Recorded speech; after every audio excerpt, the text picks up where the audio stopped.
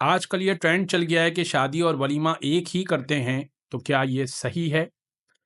جی بالکل، یہ ٹھیک ہے اور بلکہ یہ زیادہ اچھا ہے۔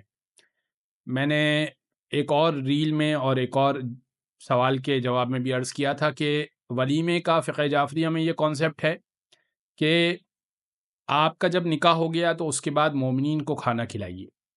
اب یہ کام آپ شادی کے ساتھ بھی کر سکتے ہیں کہ شادی رخصتی ہو رہی ہے تو اس وقت ہی آپ نے کھانا کھلا دیا اور ولیمے کی نیت کر لی۔